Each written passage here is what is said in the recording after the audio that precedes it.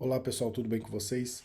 Nesse vídeo eu vim falar um pouco sobre a cultura woke e de como ela é mais um subproduto do capitalismo, né, do que do socialismo e do comunismo propriamente dito. O primeiro ponto a se levantar é que quem financia a cultura woke são as grandes corporações, né? São grandes corporações como a Globo, como a Shell, como o Facebook, Instagram. Basta a gente abrir o LinkedIn, a gente vai ver diversas empresas dessas, né? E as empresas em geral, né? Nestlé e outras empresas que teve até campanha agora do Bis aí com o Felipe Neto, que utilizam o seu dinheiro para pagar marketing ou para pagar militância para pessoas da esquerda. Né, esquerda.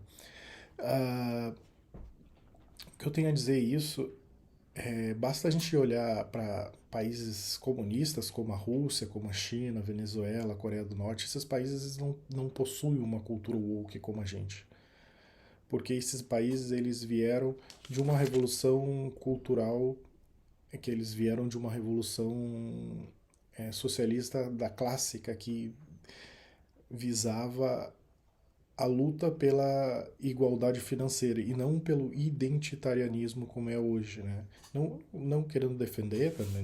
Nenhuma das duas é boa, mas a questão é para a gente entender e não pensar que entender de que a cultura woke ela mantém as grandes corporações no topo da pirâmide de poder do Ocidente. Então, vamos pegar, por exemplo, o exemplo da Shell. A Shell, ela explora campos de petróleo na Nigéria e em outros lugares da África, causou diversos acidentes na Nigéria, poluiu o solo, financiou, e é sabido que financiou diversos grupos para dar golpes militares e manter políticos corruptos que beneficiariam a empresa no poder. Mas, por outro lado, ela posa para limpar a sua imagem, ela pinta os seus depósitos de combustíveis com arco-íris e faz campanhas a favor da cultura woke, do feminismo em geral, bota vagas especiais para mulheres basta olhar no LinkedIn, né? Então é uma forma de limpar a sua imagem frente ao público e utilizar uma cultura irracional, né? Uma cultura que tende ao irracionalismo, né? Que tende a, uma cultura ideológica que tende que cria capital político para a empresa e para as empresas que se mantêm nesse jogo. E essas empresas, por exemplo, a Globo, ela utiliza a Globo, por exemplo, ela ficou muito tempo até 2010, até o lançamento, até a difusão da internet, ela reinava absoluta em marketing no Brasil. E com o advento da internet, muito do comercial muito das verbas comerciais começaram a ser dispersas para a internet, né? E para manter a receita alta, os grandes empresários decidiram utilizar a empresa para vender capital político. Então, a Globo ela ganha dinheiro vendendo apoio político para quem quer estar no poder. Então, se você paga, ela vai falar bem do seu, do seu candidato. E se você não paga, ela vai acabar com a reputação desse candidato, né? Ou vai perseguir os seus adversários. Um outro ponto a se levantar é que no socialismo clássico a luta era contra a desigualdade social, a desigualdade financeira, que é uma questão que aflige as pessoas pobres, né, que afligem a grande massa da população.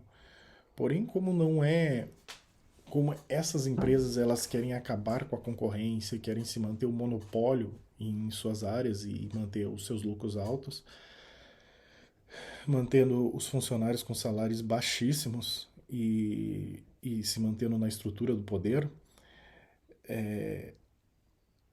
Essas empresas elas não falam sobre a desigualdade social, elas falam sobre o identitarianismo, né? Que é fazer tu usar, colocar uma pessoa contra a outra, colocar um grupo contra o outro e utilizar ideologias para ganhar capital político e para controlar essas pessoas a partir dessas ideologias, né? E então o que a gente percebe é de que o socialismo moderno, diferente do socialismo clássico, que era pregado por Marx, né, e por outros grandes pensadores, foi modificado e hoje o socialismo moderno ele é mais um subproduto do capitalismo, de grandes empresas, de do que um movimento que vem do povo, né? Porque essas grandes empresas elas querem se manter no poder, elas querem se manter no monopólio em suas áreas e, e hoje é muito mais difícil tu ter uma revolução como se teve antigamente, como por exemplo a Revolução Russa, porque se tu tirar uma porque há controles sociais muito mais efetivos, como por exemplo o uso de dados da internet. As pessoas utilizam a internet, deixam o seu comportamento lá e o aprendizado de máquina utiliza isso para mapear o comportamento humano e através desse mapeamento humano manipula as pessoas. Então é muito mais difícil tu ter uma revolta em um país ocidental, um país democrático, porque essas grandes corporações são muito mais fortes que os políticos. Os políticos vão e vêm, mas as corporações ficam e elas estão no topo do poder e utilizam o socialismo moderno, utilizam a cultura woke para se manter no poder. Então, por exemplo, o PT, ele tem acordos, como por exemplo com a Globo, para se manter na estrutura do poder, mas ele está abaixo da Globo na estrutura do poder, né? Porque quando a Globo se sente ameaçada, ela ataca o PT também. E então é isso. Diferente do socialismo clássico, em que se tinha um controle central por parte de um político do poder. Hoje, na estrutura do socialismo moderno, quem comanda um país são grandes corporações que utilizam capital político, utilizam pautas woke para se manter no poder e para manter cada vez maior a desigualdade social, cada vez mais as pessoas ganhando menos, achatamento dos salários em todos os países do Ocidente e desvalorização da mão de obra e não se conversa sobre desigualdade social, ou seja, melhores salários, mais igualdade social em questão financeira e não em questão identitária. E é esse ponto para se observar. A estrutura do poder, no topo as grandes corporações ocidentais, depois os políticos e depois todo o resto. Enquanto que em países comunistas, socialistas clássicos, como a China, como a Rússia, como Venezuela e Coreia do Norte, esses países que são do comunismo, socialismo clássico, eles não são woke, porque eles não têm uma empresa acima deles. A estrutura política de um país socialista clássico, o político está em cima, as grandes corporações estão embaixo e o resto vem e depois vem o resto, né? Mas o que eu tenho a dizer é que na estrutura ocidental é muito mais difícil se ter uma revolução, se ter uma modificação dessa estrutura, é muito mais... E também que, que é muito mais difícil.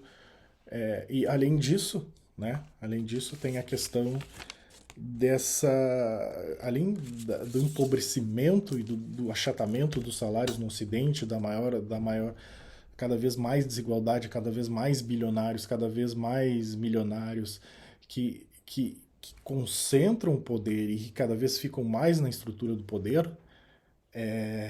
Por outro lado, a população fica mais pobre, fica mais irracional, fica mais controlada por dados, né, por esse controle dos dados da internet que são comprados, e a população fica cada vez mais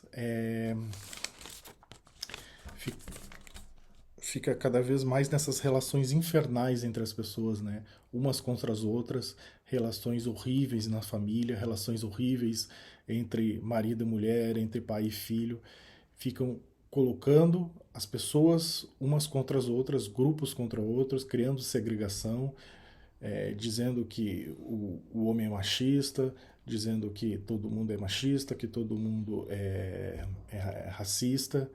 Então a gente não pode comprar essa ideia. A gente tem que sair do baixo nível de consciência e ir para o alto nível de consciência e tentar enxergar um pouco mais fundo, e tentar enxergar por que a gente está tendo essa cultura woke, que até algum tempo atrás era chamado de... como é que, se não me falha a memória, era do politicamente correto, né? Então a gente está começando a perceber isso, e a maior arma do dessas grandes corporações contra as pessoas são esses dados da internet que são utilizados para criar modelos de comportamento humano, e esses modelos de comportamento humano são utilizados para para manipular e controlar a população. E aqueles poucos que conseguem sair e entender essa estrutura são perseguidos e são... E a censura desses grupos, né? São presos, são censurados e são perseguidos, né? Então, o que eu quero, o que eu busco para as pessoas é liberdade, liberdade para pensar e dizer o que querem, e liberdade para terem boas relações, para que a gente tenha boas relações entre as pessoas, entre homens e mulheres, nas famílias, entre amigos, e que não ficamos lutando entre nós mesmos, e que consigamos ver de que a gente está sendo manipulado. Esses dados, esses que ficam na internet, são utilizados para criar esses modelos de comportamento humano que são utilizados para manipular as pessoas, e de que o socialismo moderno ele é mais um subproduto do capitalismo do que uma evolução do socialismo clássico. Ou seja, o socialismo moderno ele é um subproduto como se fosse da direita clássica, né? De que é um subproduto do capitalismo, da estrutura de poder, e para manter grandes corporações e criar cada vez mais bilionários e concentração de poder entre esses grupos. E que para a gente começar a lutar contra isso, a gente tem que perceber que boa parte, eu diria até a maior parte da população está percebendo de que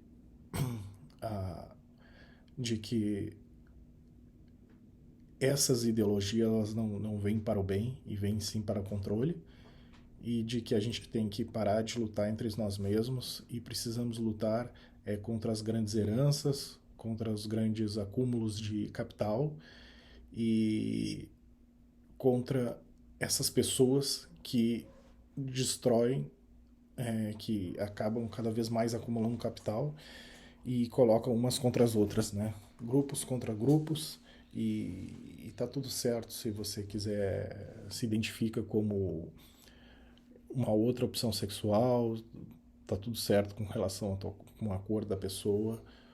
O que não está certo é a gente lutar entre nós mesmos. É isso aí, pessoal.